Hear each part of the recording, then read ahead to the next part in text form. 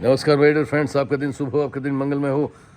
श्रावण मास की आप सभी लोगों को बहुत बहुत ढेर सारी शुभकामनाएं। आइए बहुत आध्यात्मिक बात और बहुत सत्य कहानी आपसे कहता हूँ। अयोध्या की बात है। अयोध्या और हनुमानगढ़ी के बीच एक जगह है जिसको बड़ी जगह बोला जाता है। कनक धाम भी उसको बोला जाता है। उसको राजा दशरथ का महल भी बोला जाता है। वहाँ पर जो है राम लक्ष्मण भरत शत्रुघ्न की वहाँ पर मूर्ति स्थापित है, चारों भाइयों की। और राम प्रसाद जी उसकी देख रेख किया करते थे। एक समय पर राम प्रसाद जी का प्रतिदिन का नियम था कि भगवान को भोग लगाते थे, उसके बाद जो बचता था वो खुद देते थे, और साथ में जो संत रहते थे वो भी उसी को पाते थे। लेकिन वो फर्स्ट सारे फक्कर संत थे, उनके पास कुछ था नहीं। जो चढ़ावा आता था उसी का भोग लगता था, वही वो सब वो लोग भी पाते थे। ये प्रक्रिया सुबह शाम दोनों टाइम चलती थी। एक बार की वैसा समय आया कि वहाँ पर दिन भर कोई भोग, कोई चढ़ावा ही नहीं आया।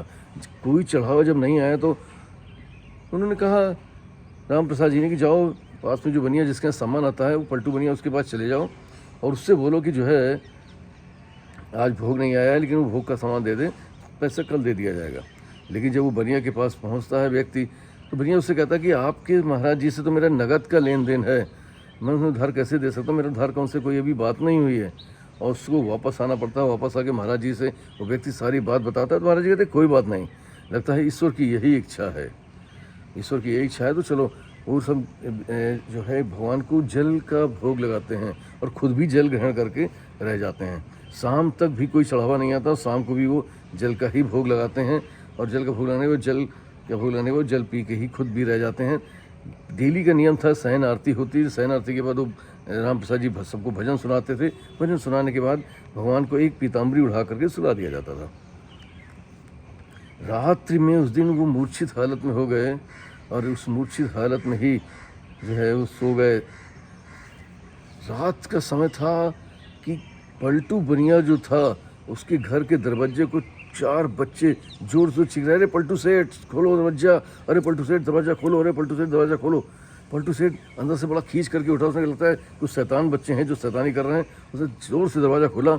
जैसे ही उसने दरवाज़ा खोला, देखा कि 4 बच्चे जिनकी उम्र लगभग 12 साल की कम थी, वो एक पीताम्बरी ओढ़े हुए थे। वो बिना कुछ कहे सुने जैसे ही दरवाज़ा खोला वो घर के अंदर आ गए। लेकिन वो पलटू बनिया ने देखा कि जो गुस्सा उसका था ना, उनको की इतनी प्यारी मोहित सूरत थी कि उसका गुस्सा जो है कहीं ना कहीं गायब हो गया। उसने कहा, अरे बच्चों तुम कौन और कैसे आ गए? उन्होंने कहा, कुछ नहीं है, जो मेरा पीताम्बरी है इसका कोना खोलो, इसमें 1600 रुपये हैं, ये ले लो, और जो भी भोग का सामान होता है वो महाराज जी को भेज दिया करो। तो उन्होंने कहा कि अरे इतनी रात? उनका नहीं, बस इतना ही करना। तो उसने पीताम्बरी खोली। पीताम्बरी का कोना जैसे ही खोला तो वास्तव में उसमें 1600 चांदी के सिक्के थे। जब उन्होंने खोला तो उसने कहा कि अरे बेटा, ये इतने पैसे इतने ज़्यादा है कि मैं पूरी दुकान भी भेज दूंगा, तब भी, क्योंकि सस्ते जवान था, आना चलता था, आना दो आना चला करता था। उनका पूरी दुकान दे आऊँगा तब भी ये बहुत ज़्यादा हैं।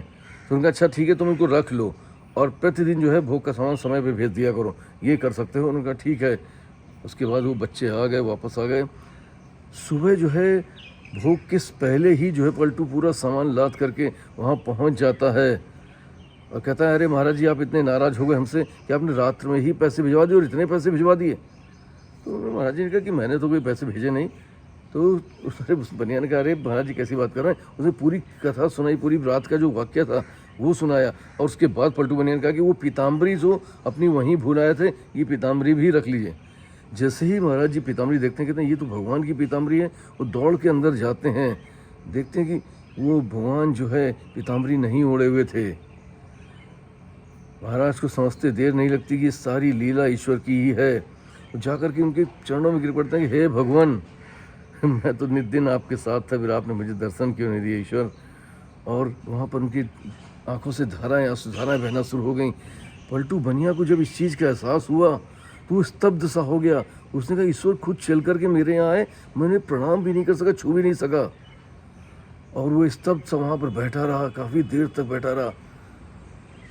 उसके बाद वापस आया, और वापस आने के बाद जो है उसने बैराग धारण कर लिया और पलटू दास महाराज के नाम से वहाँ पर विख्यात हुआ। इसके बाद जो है भगवान जो राम प्रसाद जी थे, उनको जो है रात में ईश्वर के दर्शन हुए, चारों भाइयों के संग माता जानकी के दर्शन हुए। माता जानकी ने राम प्रसाद जी के मस्तक पर एक तिलक लगाया, उनके आंसू पूछे, मस्तक पर एक तिलक लगाया। और उसकी वजह सुबह उठे तो वो तिलक लगा हुआ था। तब से जो है वहाँ पे तिलक की परंपरा हो गई और वहाँ पर उस दरबार में जो भी जाता है वो सिर्फ तिलक ही लगाता है, एक बिंदी ही लगाता है, बिंदी वाला तिलक लगाया गया। मित्रों, भगवान अपने आप में अद्भुत है। आपकी हर पीड़ा को वो समझता है, हर पीड़ा को कैसे हल करना है वो भी समझता है। और समय समय पर सिर्फ अगर आपकी उसके प्रति आस्था है, आपकी उसके प्रति भाव और भावना है सच्ची, तो निश्चित तौर पर आपके हर संकट को काटने के लिए हमेशा खड़ा रहता है। संकट आना एक अलग बात है, लेकिन अगर आप ईश्वर के प्रति समर्पित रहते हैं, उनके शरण में रहते हैं, तो उस संकट को काटने का काम भी ईश्वर ही करता है। इसलिए हमेशा ईश्वर के प्रति अपनी आस्था को बनाए रखें, अपना समर्पण बनाए रखें। जीवन में कष्ट आएंगे, जब भगवान के जीवन में कष्ट आए तो हम लोग तो साधारण इंसान हैं, लेकिन ये मान के चलिए कि वो कष्ट ऐसे ही आएंगे और धीरे से निकल जाएंगे, आपको एहसास भी नहीं होगा। इसलिए सदा ईश्वर के शरण में रहिए, खुश रहिए, मस्त रहिए। आपका दिन उन्नतशील हो, मंगलमय हो। आपका दोस्त पीयूष रंजन नित्य दिन मिलता हूँ खुशी की किसी प्यारी कहानी के साथ। आपका आशीष, आपके कमेंट्स मिलते रहते हैं और ये सिलसिला चलता रहे। जय श्री राम।